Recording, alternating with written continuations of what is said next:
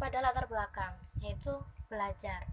Belajar adalah suatu perubahan tingkah laku manusia yang relatif permanen sebagai hasil dari latihan dan pengalaman manusia, di mana belajar selalu dikaitkan dengan memperoleh pengetahuan, keterampilan, nilai-nilai, dan tingkah laku manusia.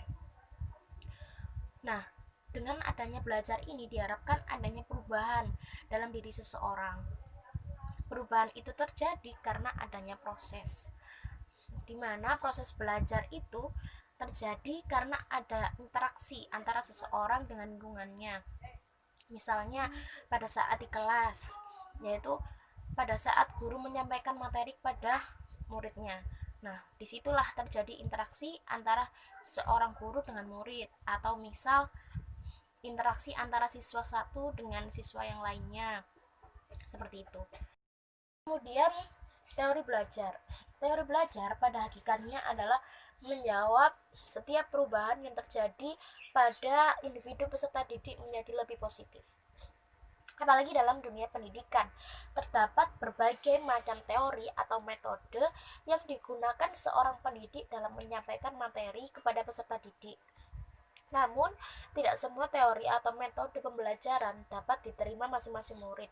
Itu karena dengan melihat berbagai perbedaan pada diri murid, maka muncullah berbagai teori atau metode pembelajaran yang memiliki ciri khusus, di mana yang membedakan di antara teori yang ada. Nah, salah satunya pada pertemuan kali ini akan membahas teori deskriptif dan preskriptif. Teori tersebut memiliki perbedaan yang membedakan di antara keduanya, memiliki kelebihan dan kekurangan. Kemudian teori tersebut memiliki keterkaitan di antara keduanya, seperti itu. Kemudian pengertian teori deskriptif dan preskriptif. Teori belajar adalah deskriptif. Nah, teori deskriptif merupakan teori yang membahas hubungan antara kegiatan siswa dan proses psikologi siswa. Sedangkan teori pembelajaran adalah preskriptif. Teori preskriptif merupakan mengungkapkan hubungan antara kegiatan pembelajaran dan proses psikologis dalam diri siswa dengan memasukkan variabel metode pembelajaran. Mungkin lebih jelasnya nanti dijelaskan oleh rekan saya. Berikut ini ada beberapa tokoh yang berpendapat tentang teori deskriptif dan teori preskriptif. Antara lain, menurut Brunner, menyatakan bahwa deskriptif karena tujuan utamanya teori belajar, maka menjelaskan proses belajar. Nah, sedangkan preskriptif tujuannya adalah pembelajaran, maka menetapkan metode pembelajaran secara optimal. Nah, menurut Regulet menyatakan bahwa teori deskriptif adalah goal free yang dimaksudkan untuk memberikan hasil, sedangkan teori preskriptif adalah goal oriented yang dimaksudkan untuk mencapai tujuan. Kemudian juga menurut Landa yang menyatakan bahwa teori belajar mengungkapkan hubungan antara kegiatan si belajar dengan proses-proses psikologis dalam diri si belajar. Sedangkan teori pembelajaran mengungkapkan hubungan antara kegiatan pembelajaran dengan proses-proses psikologis dalam diri si belajar. Nah, kemudian menurut Simon yang menyatakan bahwa teori belajar termasuk teori deskriptif yang berpasangan dengan teori pembelajaran yang termasuk teori preskriptif. Mungkin itu pendapat beberapa tokoh. Kemudian selanjutnya akan dijelaskan oleh rekan saya. Terima kasih. Oke, selanjutnya adalah perbedaan teori deskriptif dan teori preskriptif. Teori belajar yang pertama, teori belajar adalah deskriptif karena bertujuan menjelaskan proses belajar. Sedangkan teori pembelajaran adalah preskriptif karena bertujuan menetapkan metode pembelajaran yang optimal.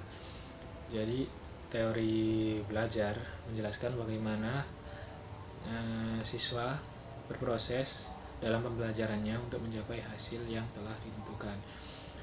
Sedangkan teori pembelajaran menjelaskan bagaimana untuk menetapkan metode pembelajaran yang optimal yang sesuai dengan karakter siswanya. Lalu yang kedua yaitu teori pembelajaran preskriptif. Dikatakan preskriptif karena berperan untuk mencapai tujuan. Nah, tujuan yang dimaksud adalah seperti yang ada pada poin pertama, yaitu menetapkan metode pembelajaran yang optimal.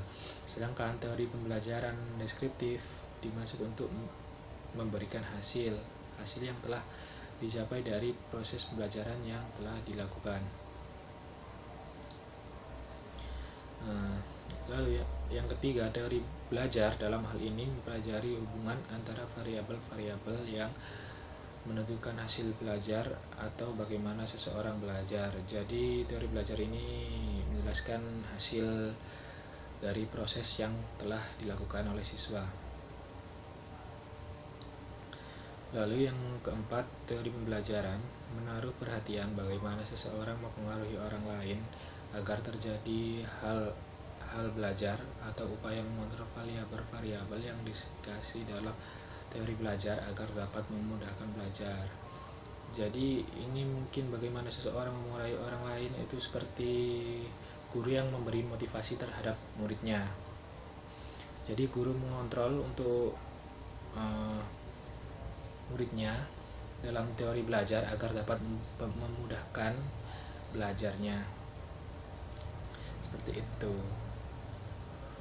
Lalu yang kelima atau yang terakhir, teori preskriptif adalah goal oriented untuk mencapai tujuan, sedangkan teori deskriptif goal free adalah goal free, itu untuk memberikan hasil.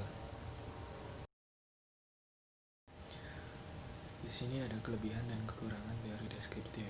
Kelebihannya yaitu lebih terstruktur atau berkonsep sehingga siswa lebih memahami materi yang akan disampaikan oleh pembimbing, dan juga mendorong siswa untuk mencari pengetahuan sebanyak-banyaknya dalam mengerjakan suatu tugas. Untuk kekurangannya yaitu kurang memperhatikan sisi psikologi siswa dalam mendalami suatu materi. Jadi ini mungkin kekurangannya, siswa dituntut untuk memahami suatu materi dalam waktu yang telah ditentukan. Jadi siswa tidak leluasa dalam mendalami suatu materi karena adanya waktu yang telah ditentukan tersebut. Jadi mereka melakukannya karena terpaksa. Mungkin seperti itu. Lebih jelasnya nanti bisa dijelaskan oleh Bu Ruri.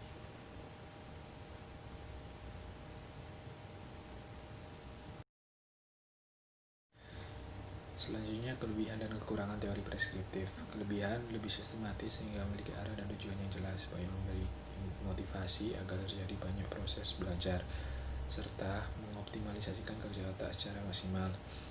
Jadi kelebihannya preskriptif yaitu lebih banyak memberi motivasi kepada siswa dalam proses belajarnya untuk mengoptimalisasikan kerja otak secara maksimal. Kekurangannya itu lebih membutuhkan waktu yang lama. Ya, teori ini memang membutuhkan waktu yang lama karena para siswa tidak dituntut untuk memahami materi dalam waktu yang telah ditentukan. Jadi para siswa cenderung lebih leluasa dalam memahami materinya. Tapi ya itu waktu yang dibutuhkan mungkin akan lama. Selanjutnya saya akan menjelaskan tentang penerapan teori deskriptif dan juga teori preskriptif. Nah, di teori deskriptif ini seorang guru yang biasanya kita ketahui di kelas itu menjelaskan saran bagaimana cara untuk meningkatkan nilai. Seperti, nak, kamu itu supaya nilai meningkat, lebih giat belajar lagi ya. Coba belajar kelompok dengan teman-temanmu, mungkin kamu akan lebih memahami materi lagi. Kemudian guru juga menanyakan, ada yang kurang dipahami dari materi saya? Nah, seperti itu. Kemudian yang penerapan teori preskriptif, ini sifatnya itu lebih mengajak kita. Jadi guru-guru itu mengajak kita untuk lebih giat belajar bagaimana cara meningkatkan nilai yang tidak tuntas. Seperti Nak, saya bantu kamu ya belajar materi apa yang belum kamu pahami dari ibu. Nanti kita belajar kelompok ya di rumah ibu, seperti itu. Biasanya guru juga lebih memberikan motivasi belajar supaya siswa-siswa ini semangat belajarnya menambah. Kamu bisa kok, cuman kurang latihan saja, biasanya seperti itu. Nah, di slide selanjutnya ada hubungan teori belajaran dan pembelajaran dengan teori belajar deskriptif juga preskriptif. Di sini teori pembelajaran hanya membimbing kita bagaimana cara untuk menuju keberhasilan.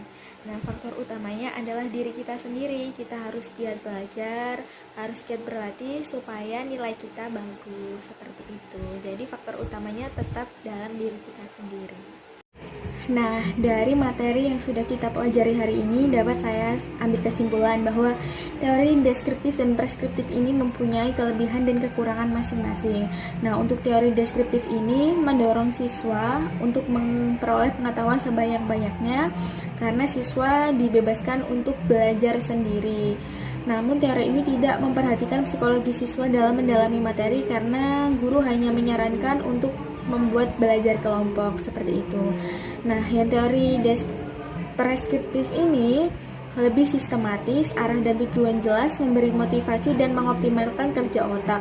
Karena di teori preskriptif ini guru itu lebih mengajak siswanya untuk belajar dan juga mengajak siswanya untuk melakukan kegiatan belajar kelompok seperti itu. Nah, untuk perbedaan teori deskriptif dan preskriptif, yaitu teori deskriptif ini lebih menjelaskan proses belajar untuk mencapai hasil, jadi menjelaskan prosesnya saja. Nah, yang teori preskriptif ini bertujuan untuk menetapkan metode pembelajaran yang optimal untuk mencapai tujuan, seperti itu.